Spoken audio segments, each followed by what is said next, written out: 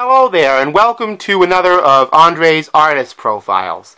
Today I'm going to be profiling on her 43rd birthday the work of Miss Erykah Badu, known more popularly by her stage name Erykah Badu.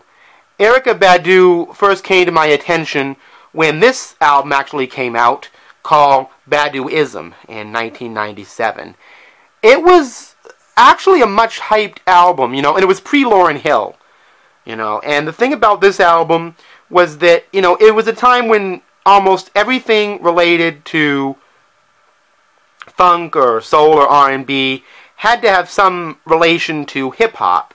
Well, Erykah Badu took the other route. She went more for a jazz-oriented sound and a very Afrocentric cultural consciousness, and she became most famous for her enormous hat, which you can only see a little bit of it here. Now, Erykah Badu's first album here, Baduism, is a good album, but, it's a little bit embryonic in a lot of ways compared to what she would do a little bit later when she put it out in 1997. At the time, it was a revelation. And it would later become known as a sound called neo-soul, which was essentially kind of a jazz-funk sound, as it were, that was created through a hip-hop process of sampling and more improvisational type of singing, talk singing, whatever. The next album is actually really, really good. She was married to Andre Benjamin, a.k.a. Andre 3000, of Outkast during this time period, and pregnant with their child, 7. That's her famous hat that everybody got to know her by. I found it very revelatory that she actually had her pregnant stomach on here. I find this a little bit better an interpretation, actually, of the songs from her debut album in a lot of ways. I love that picture inside of Erykah as the giant moth lunar butterfly.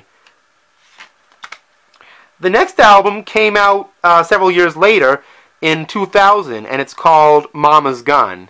By this time, Jill Scott had come out, and neo-soul was very, very much in the public eye, and this album was something that really captured that spirit. It's actually quite a lot funkier in a lot of ways than either of the other two albums, and kind of, typified Erykah's sound, which, she always recorded on analog equipment, and you had the sense that even though she used a lot of samples, she mixed in live instrumentation, especially electric piano, and her vocals were an interesting combination of Sly Stone and Miles Davis's ex-wife, Betty Mabry Davis, who I'll encourage you to go listen to. A very, coarse, extremely funky vocal style that you just have to hear it. It's just an amazing vocal style. I don't mention single songs from these so much because she's really more of an album artist, and, some songs do stand out individually, but we'll get into that a little later. The next album was called Worldwide Underground, and it's actually somewhat more of an EP. During this period, 2003, she was appearing a lot on Dave Chappelle's Block Party with this enormous natural wig, as it were. It was huge. It doesn't look that huge there, but it is. And this album is a little bit more of a slicker sound for her, but still very much in her vein. I think there's only 7 songs on here. Still very much in her vein of music, as it were.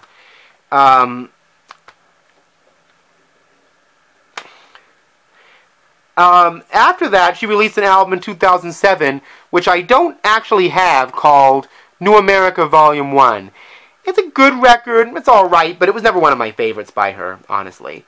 But her follow-up to that, from 2010, New America Part 2, Return of the Ankh, is a whole different story. On this album, she reworks the old Sylvia Striplin song, You Can't Turn Me Away, very close to the original, I should say.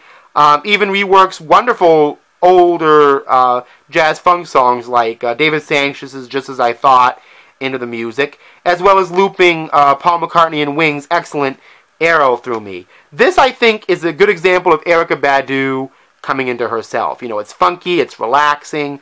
Again, I'm using this comparison, it's full of that Sly attitude, but at the same time, there's a strong Earth, Wind and Fire, Art Ensemble of Chicago, Sun Ra, John Coltrane style Afrocentrism here that's really important and wonderful about her music. So anyway, that's what I have for Erykah Badu. If you don't know much about her music, I strongly encourage you to check it out. And for all of you music lovers out there, I will see you next time.